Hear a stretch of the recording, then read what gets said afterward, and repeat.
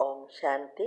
आपका प्रश्न है, मुरली में आया कि विकर्मों और विकर्मियों के ऊपर विकराल रूप धारण करना है।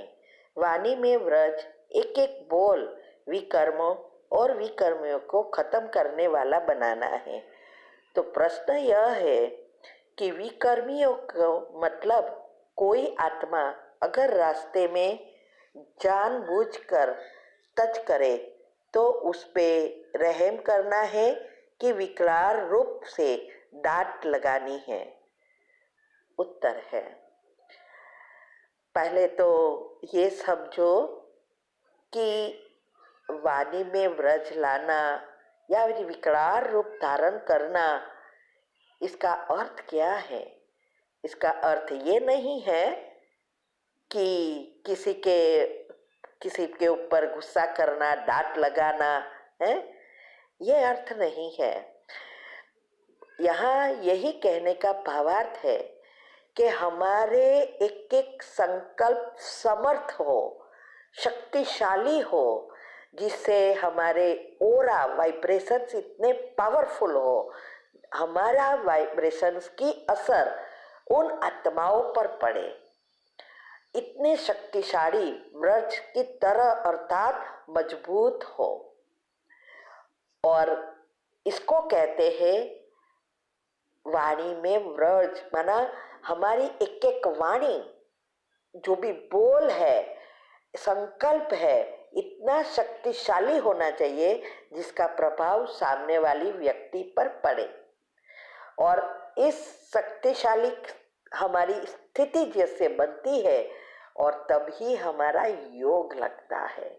तो योग से हमारे जब विकर्म विनाश होते हैं, हमारे गुण सारे एक्टिव हो जाते हैं, तो हमारी आत्मा शक्तिशाली बन जाती है।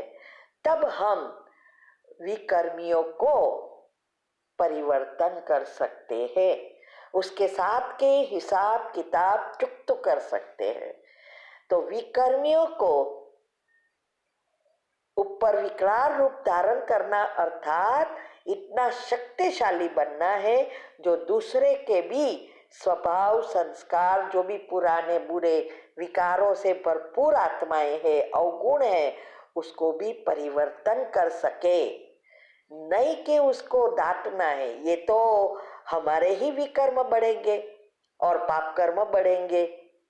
तो विकराल रूप धारण करना अर्थात शक्तिशाली बनना, एक एक बोल पहाड़ की तरह हो, इतने शक्तिशाली हो जिसका प्रभाव पड़े। क्योंकि जब हम पॉजिटिव बनते हैं, साते चक्र के लेयर्स बदल जाते हैं, तो परिस्थिति का प्रभाव हमारे पर नहीं पड़ता, हमारी स्वस्थिति का प्रभाव परिस्थिति और आत्माओं पर पड़ते हैं। वो सभी शांत हो जाते हैं, विकर्मों से मुक्त होते जाते हैं, क्योंकि हमारे हिसाब किताब चुकते होते हैं। तो विकराल रूप धारण करना अर्थात शक्तिशाली बनना। ठीक है। ओम शांति।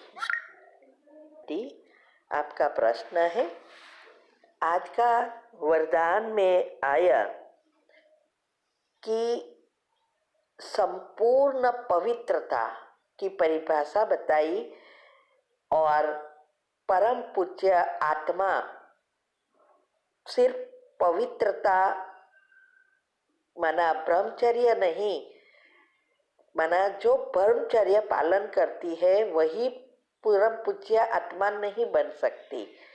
जो संपूर्ण पवित्र बनते हैं वही परम पूज्य आत्मा बन सकते हैं। तो ये समझना है कि कैसे परम पूज्य पवित्र बनते हैं। उत्तर है, आज यही वरदान में कहा कि मनसा वाचा कर्मणा संबंध संपर्क सब में पवित्रता। इसीलिए बाबा हमेशा कहते हैं कि पवित्रता का अर्थ ब्रह्मचर्य नहीं है। सिर्फ ब्रह्मचर्य तो रहने वाले बहुत है दुनिया में, फिर भी उनको तो ना भगवान मिलता है ना स्वर्ग में आ सकते हैं।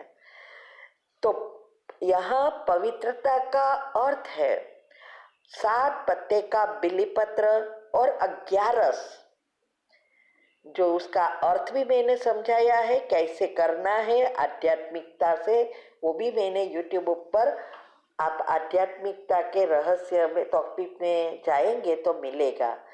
तो 7 पत्ते का बिलीपत्र, तन मन धन संबंध संपर्क संकल्प समय श्वासोश्वास और स्वप्न शुद्ध पवित्र बनते हैं, तब हम देवी या कुलदेवी या पहले जन्म में आने के लायक बन सकते हैं। तो इसीलिए बाबा कई बार कहते हैं कि ब्रह्मचर्य में कभी भी जल्दबाजी नहीं करनी है, और हम सभी जो भी आत्माएं बीके हैं वो यही मिस्टेक कर रहे हैं, इसमें जल्दबाजी करके घर संसार को भी नर्क बना देते हैं और पुरुषार्थ से भी वंचित हो जाते हैं। इसीलिए हमने सारी युक्तियां बताई है कि कैसे करना है, 18 वीडियो आती है, सब बताया है। तो ये मिस्टेक कभी नहीं करना है, पहले अपने आप को तैयार करना है। इसीलिए कहा कि पहला उसका फाउंडेशन ही संकल्प में नेगेटिविटी खत्म, पॉजिटिविटी से भरपूर। और इसके लिए मैंने विधि बताई है, योग की अवस्था जो 4 अवस्था है उसमें पहली अवस्था फाउंडेशन है। इससे ही हमारे सारे संकल्प पॉजिटिव बनते हैं, 7 चक्र के लेयर्स बदलते हैं। तो तब हमारे मुख से कभी भी ऐसे अपशब्द भी या अवगुण वाले शब्द नहीं निकलेंगे। संबंध संपर्क में भी सबसे अच्छी रीति हमारा मधुरता पूर्वक व्यवहार होगा। तो ये इससे हम अपवित्र कभी नहीं बनेंगे। अर्थात जब हम अपने आप को पहले तैयार करते हैं, हमारी पहली योग की अवस्था पक्की हो जाती है, दिनचर्या मनचर्या सेट हो जाती है। इससे सारे सिस्टम डीएनए तक सब रिसेट होती है।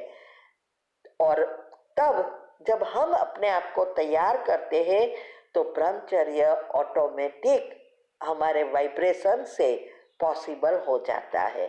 तब हम संपूर्ण पवित्र बनेंगे, हमारे स्वप्न शुद्ध पवित्र बन जाएंगे।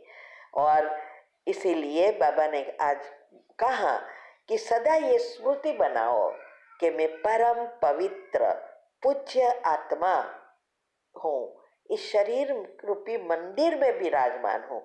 ये हमारे सारे 24 आवर्स रात दिन यही हमारे अंदर एक छप जाना चाहिए।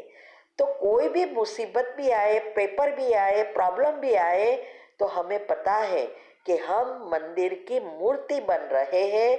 तो मूर्ति तब बनेगी जब हथौड़े को सहन करके आगे बढ़ेंगे।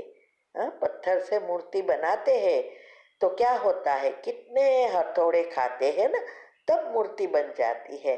तो हमारे साथ भी जब हम पुरुषार्थ करते हैं तो बहुत प्रकार के पेपर आएंगे, प्रॉब्लम आएंगे, कितनी सारी बातें आएगी। वो है हथौड़े। जब ये हथौड़े खाते खाते हम कभी भी दिल शिकस्त नहीं होते, तब हम संपूर्ण पवित्र बन सकेंगे और हम मंदिर में पूज्य के लायक बन सकेंगे। इसीलिए कोई भी व्यर्थ संकल्प इस शरीर रूपी मंदिर में प्रवेश नहीं कर सकता। तो ये अवस्था है। फिर से मैं रिपीट करती हूँ कि पहले हमेशा अपने आप को तैयार करो, योग में पक्का बनो और वाइब्रेशन से कर्मेंद्रियों को शीतल बनाने का पुरुषार्थ करो। तुरंत सामने वाला भी शीतल हो जाएगा। ओम शांति।